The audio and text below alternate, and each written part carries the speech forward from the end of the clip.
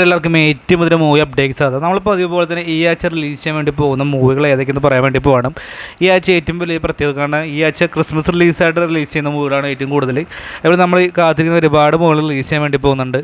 പിന്നെ പ്രത്യേകത വെച്ചാൽ ഒരുപാട് മൂവികളൊന്നുമില്ല, പക്ഷേ ഉള്ള മൂവികളെല്ലാം തന്നെ ഭയങ്കര ഡിഫറൻ്റ് ആയിട്ടുള്ള മൂവികൾ തന്നെയാണ്. ഓരോരോ ലാംഗ്വേജിൽ നിന്നും ഓരോരോ മൂവികൾ തന്നെ പ്രത്യേകതയും ഉണ്ട്. നമുക്ക് എന്തായാലും അതിന് സമയം കളയാതെ തന്നെ ഈ ആഴ്ച റിലീസ് ചെയ്യാൻ വേണ്ടി പോകുന്ന മൂവികൾ നോക്കാം. ഒന്നാമത്തെ മൂവി ഡിസംബർ 24 റിലീസ് ചെയ്യുമ്പോൾ പോകുന്ന മോഹൻലാൽ, ജിത്തു ജോസഫ് കൂട്ടുകാരുന്ന മൂവിയാണ് നേരെ എന്നാണ് മൂവിയുടെ പേര്. മോഹൻലാൽ അദീപിന് ശേഷം വരുന്ന ഒരു വക്കീൽ വേഷം എന്ന പ്രത്യേകത നേരുന്ന വേണ്ട മൂവിക്കുണ്ട്. ഒരു ഇമോഷണൽ കോർട്ട് ഡ്രാമയാണ് നേരുന്ന വേണ്ട മൂവി. മോഹൻലാലിന് കൂടാതെ പ്രിയാമണി, സിദ്ദിഖ്, നന്ദു, ഗണേഷ് കുമാർ, അനശ്വര രാജൻ തുടങ്ങിയവരൊക്കെ നേരിലുണ്ട്. നേരെ എന്തായാലും ട്രെയിലറുമായി പല പാട്ടുകളും നല്ല ഹോപ്പുള്ള മൂവി തന്നെയാണ്.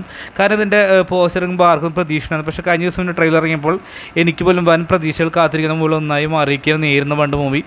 നേരെ ഗംഭീരമായിട്ടുള്ള ലാലായിട്ട് ഒരു തിരിച്ചു വരുമ്പോൾ ഇപ്പോൾ ഇമോഷണലായിട്ട് നല്ല രീതിയിൽ കണ്ടു ചെയ്യാൻ സാധിക്കട്ടെ ആശംസിക്കുകയാണ്. രണ്ടാമത്തെ മൂവി ഡിസംബർ 21 റിലീസ് ചെയ്യാൻ വേണ്ടി പോകുന്ന ഡുങ്കി എന്നാണ് മൂവിയുടെ പേര്. രാജ്കുമാർ, ഹിറാനി, ഷാറുഖ് ഖാൻ കൂട്ടിൽ വരുന്ന മൂവിയാണ് ഡുങ്കി എന്ന് പറഞ്ഞ മൂവി. ഇതിന് ഒരു 3 Idiots എന്ന് പറഞ്ഞ മൂവി നമുക്ക് എല്ലാവർക്കും അറിയാം, വലിയ വിജയം നേടിയ മൂവി തന്നെയായിരുന്നു.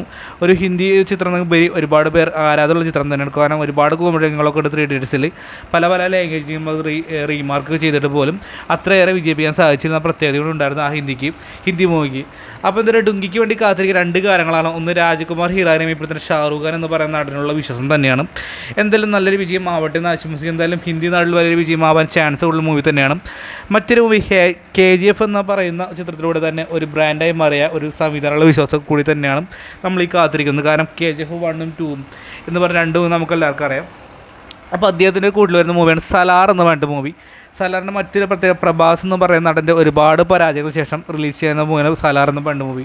എങ്കിലും ആ പരാജയങ്ങളൊന്നും വകവയ്ക്കാതെ പ്രഭാസ് എന്ന് പറയുന്ന ആരാധകർ കാത്തിരിക്കുന്ന പ്രത്യേകതയും സലാർ എന്ന് പറഞ്ഞ മൂവിക്കുണ്ട്. പ്രഭാസിനെ കൂടാതെ ഇതിൽ ശ്രുതിഹാസനും നമ്മുടെ പൃഥ്വിരാജ് കുമാരനും നല്ലൊരു വേഷം ചെയ്യാൻ വേണ്ടി പോകുന്നതാണ് സലാറിൻ്റെ പ്രത്യേകത. പൃഥ്വിരാജിനെ പല ഇൻ്റർവ്യൂവിലും പറയുന്നുണ്ട് ഒരു പക്ഷേ KGFനേക്കാൾ വലിയൊരു മൂവി തന്നെയാണ് സലാർ എന്ന് പറഞ്ഞ മൂവി എന്ന പ്രത്യേകതയുണ്ട്. കാരണം 2 സുഹൃത്തുക്കളുടെ കഥയാണ് സലാറിൽ പറഞ്ഞിട്ട് പോകുന്നത്. എന്തായാലും ആക്ഷൻസിനായി പോലെ തന്നെ വയലൻസിനും വളരെ പ്രാധാന്യം നൽകിയ മൂവി തന്നെയാണ് സലാർ എന്ന് പറഞ്ഞ മൂവി. ഇത്രയേറെ മൂവികളാണ് ഈ ആഴ്ച റിലീസ് ചെയ്യാൻ വേണ്ടി പോകുന്നത്. അപ്പോൾ നിങ്ങൾ അതിൽ ഏതിനു വേണ്ടിയിട്ട് കാത്തിരുന്ന് കമൻറ്റ് ബോക്സിൽ എഴുതുക. ഒരിക്കൽ കൂടി പറയണം, മലയാളത്തിൽ നിന്ന് നമ്മുടെ ലാലേട്ടനെ നേരും, അതുപോലെ തന്നെ കന്നഡയിൽ നിന്നും സലാർ എന്ന് പറഞ്ഞ മൂവി, ഒരു ഹിന്ദിയിൽ നിന്നും ഡുങ്കി എന്ന് പറഞ്ഞ മൂവി റിലീസ് ചെയ്യാൻ വേണ്ടി പോകുന്നത്. അതിലിടയ്ക്ക് ഇപ്രാവശ്യം ക്രിസ്മസ് വിന്നറാവുന്ന കമൻറ്റ് ബോക്സിൽ എഴുതുക. നമ്മുടെ വീഡിയോ ഇഷ്ടപ്പെട്ട സപ്പോർട്ട് ചെയ്യുക. അപ്പോൾ എത്തുമ്പോൾ തന്നെ വീഡിയോയെക്കുറിച്ചുള്ള അഭിപ്രായം കമൻറ്റ് ബോക്സിൽ നേരെ മറക്കണ്ട. അതായിരിക്കും ബൈ ഫ്രണ്ട്സ്.